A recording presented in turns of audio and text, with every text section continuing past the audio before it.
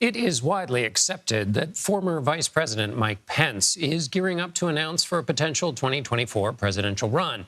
He took a break from his increasingly frequent public appearances to sit down with CBS News political correspondent Caitlin Huey-Burns to discuss his plans. So I think there's two kinds of people in politics. There's people that are driven and people that are called. And candidly, Caitlin, I've been both. But over the last 20 years, my wife and I have always tried to reflect, to listen, have a sense of calling, and I'm sure we'll be clear on that by the spring, and I promise to keep you posted. I'm just very confident that Republican voters will choose wisely again. I think they'll look at the challenges facing our nation, and they'll look at the men and women that have stepped forward to vie for that nomination, and I'm confident our standard bearer will carry the day in the fall of 2024. If that standard bearer is the former president, if he is the nominee, would you support him?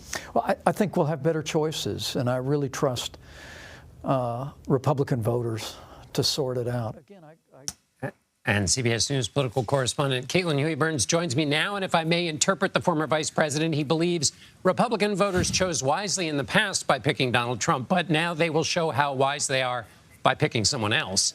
Did he have anything to say, the former vice president, about his former boss's legal case in which he's been subpoenaed?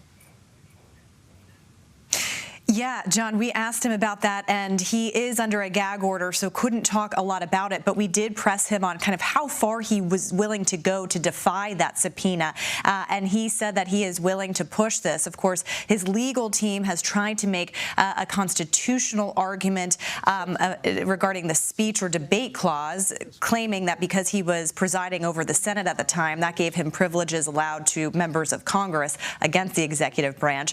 But we even heard in terms of an op-ed from Judge Luttig, who you may remember from the January 6th investigation hearing, saying that that's not a good legal case to make. I also pressed him on that. You know, on one hand, you have Pence, standing firm on that the actions that he took on that day were right. On the other hand, he is calling the subpoena is kind of calling the subpoena in political terms. So kind of how does that line up? And he was very adamant that he wants to challenge this subpoena going forward. Let me ask you a political question, which is the annual Conservative Political Action Conference, known as CPAC. That's going on. It was once, whether it was influential or not, it was definitely a requirement if you were a Republican presidential candidate that you had to show up, or for most candidates. Now, that's not the case anymore. What does that tell us about the party, and what does it maybe tell us about the nature of the presidential competition to come?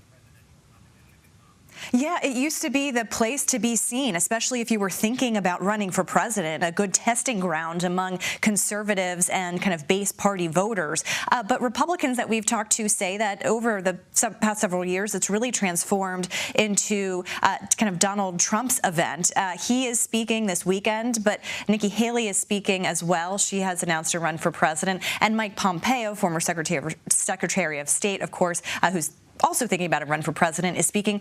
But really, that's it in terms of potential presidential contenders. Mike Pence, who we spoke to today, is not attending, notably, and he's having other events to kind of draw contrasts to kind of counter-programming to that event. You also have Matt Schlapp, the leader of CPAC, under a lot of criticism and facing sexual assault allegations as well. And so there is this feeling among some Republicans of not wanting to be associated with it.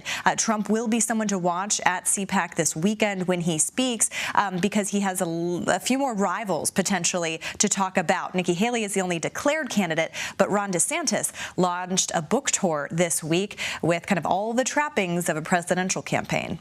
You know, speaking of Ron DeSantis, as you mentioned, he has that book tour. What do you see in the tour, in this flirtation before he runs, which, as you note, is a common thing for candidates to do? How is he framing himself in this period? Well, John, as you know, nobody thinking about running for president launches a book tour by accident, right? I mean, it is a way for him to kind of test the ground. He's doing most of it right now, at least in Florida, and he's having, pretty sizable crowds. Yesterday, he had about 1,500 people at a kind of rally of sorts to launch the book, and he's really focused on his response to the COVID-19 pandemic.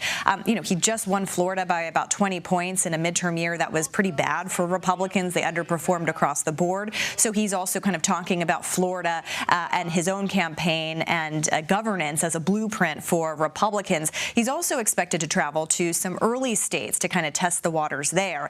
He is someone that everyone is watching to see whether, in fact, he does get into this race, and particularly because Donald Trump has been going after him over and over again. That seems to be kind of the marquee rivalry to watch in this potential 2024 White House campaign. Caitlin Huey-Burns, thanks so much. Thank you.